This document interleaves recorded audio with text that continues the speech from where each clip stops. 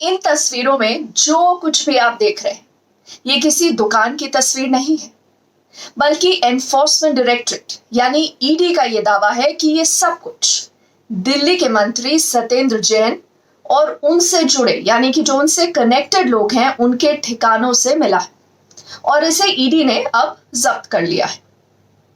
Money laundering मामले की जांच के दौरान दिल्ली सरकार में मंत्री सत्येंद्र जैन और उनसे जुड़े लोगों के खिलाफ छापेमारी हुई और उसमें 2.85 करोड़ रुपए की नकदी और सोने के 133 सिक्के एनफोर्समेंट डायरेक्टरेट ने जब्त किए।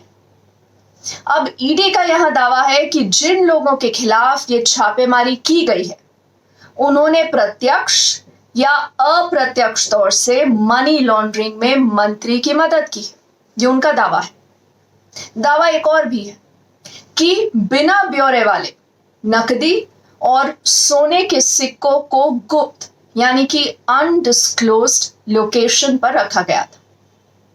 तो ये तस्वीरें और ईडी का दावा दोनों ही चौंकाने वाले।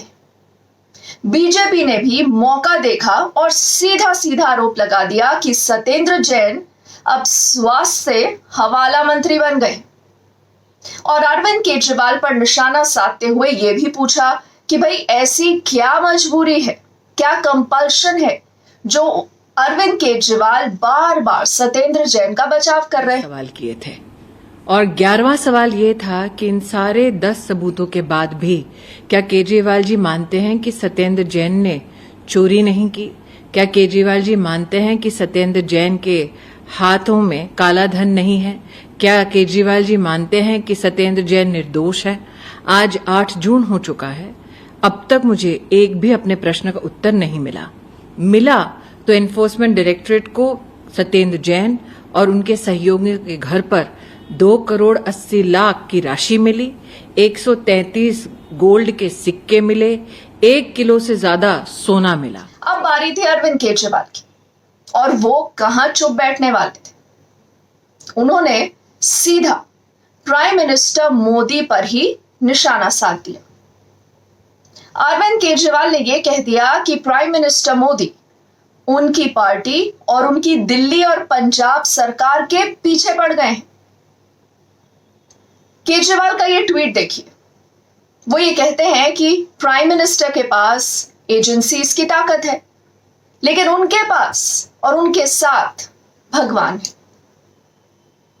अब आम आदमी पार्टी ने अपने ट्विटर अकाउंट से एक पंचनामा भी साझा किया, ये उन्होंने शेयर किया और ये दावा किया कि सत्येंद्र जैन के घर से तो सिर्फ 2,79,000 रुपए ही मिले हैं और वो ये कहते हैं कि ना ही उनके घर से करोड़ों रुपए मिले हैं, ना ही कोई सोना मिला है, जैसा कि ईडी दावा करती है। और ये सब उनको बदनाम करने की साजिश है और कुछ नहीं। अब आप देखिए, किसी ज्वेलर के घर पे आप छापा मार दीजिए, उसके घर सोना ही मिलेगा। सुनार के घर क्या मिलेगा? सोना मिलेगा। और सोना बेच के उसके घर क्या मिलेगा? पैसा मिलेगा। अब तो आप किसी के भी घर रेड मार दे और सबको किसी को भी करीबी बना दीजिए। अब ये तो बड़ी अजीब बात है। जैन साहब के घर पे क्या मिला, सत्येंद्र जैन और पूनम जैन के घर पे क्या मिला, ये आप बताइए।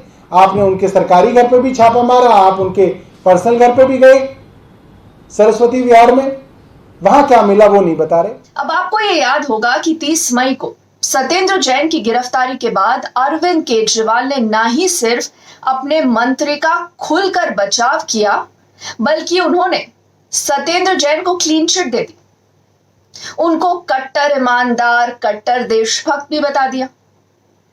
लेकिन बीजेपी की तरफ से केंद्रीय मंत्री स्मृति ईरानी ने केजरीवाल पर तीखा प्रहार किया और वो प्रहार अभी भी जारी है।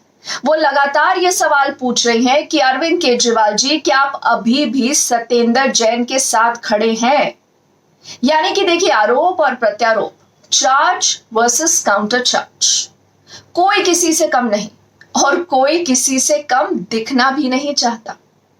और यहां तो देखिए आरोप है भ्रष्टाचार का, अलेज्ड करप्शन का, और वो भी एक ऐसी पार्टी पर जो अपने आप को लगातार कट्टर ईमानदार पार्टी बताती है और उसकी नींव भी एंटी करप्शन मूवमेंट में रखी गई। और उसी पार्टी पर अब आरोप लग रहा है करप्शन का। इसलिए लड़ाई जबरदस्त है और ये लड़ाई अब सिर्फ दिल्ली तक ही सीमित नहीं है। हालांकि देखिए, अभी दिल्ली में भी विधानसभा का एक उपचुनाव है, एक बाईपोल है और केजरीवाल के लिए यह चुनौती बन सकता है। साथ ही एमसीडी के भी चुनाव दिल्ली में जल्द होने की चर्चा है और वहां पर भी अरविंद केजरीवाल को लगता है कि किसी ना किसी तरह बीजेपी को वहां से हटाया जाए। अब आम आदमी पार्टी ने 3 बार दिल्ली में सरकार बना ली है, पंजाब में कांग्रेस को उखाड़ फेंका और अब धीरे धीरे वो गुजरात, हिमाचल, हरियाणा, कर्नाटक और केरल में भी खुद को मजबूत करने की तैयारी में। तो ऐसे में सत्येंद्र जैन का आगे क्या होगा, ये बहुत बड़ा सवाल है। ये बात भी देखिए जग जाहिर है और ये एक ओपन सीक्रेट है कि जब तक न्याय का पहिया, जिसे व्हील्स ऑफ जस्टिस कहते हैं, कि वो घूमता है और ये साबित हो पाता है कि आरोप सच्चे हैं या नहीं, तब तक कई साल लग जाते हैं। और उस अदालत से बड़ी होती है जनता की अदालत, खास तौर पर पॉलिटिशियंस के लिए, हमारे नेताओं के लिए। जनता आपको लेकर क्या सोचती है? क्या जनता ये मानती है कि सत्येंद्र जैन दोषी है, जैसा कि बीजेपी बार बार बोल रही है, या जनता को यह लगता है कि आम आदमी पार्टी और सत्येंद्र जैन को जानबूझकर फंसाया जा रहा है, जैसा कि अरविंद केजरीवाल और आम आदमी पार्टी की लाइन है? तो लड़ाई दोस्तों अब इसी पब्लिक परसेप्शन की है। सत्येंद्र जैन 9 जून तक ईडी की कस्टडी में है और देखना होगा कि आगे क्या होता है। अगर आपने अभी तक मेरे YouTube चैनल को सब्सक्राइब नहीं किया है तो आपसे गुजारिश है कि न्यूज़ यू डोंट गेट को जरूर सब्सक्राइब करिएगा। कमेंट सेक्शन में मुझे अपनी राय भी जरूर बताइएगा। आपके सपोर्ट के लिए बहुत बहुत शुक्रिया। अभी के लिए थैंक यू।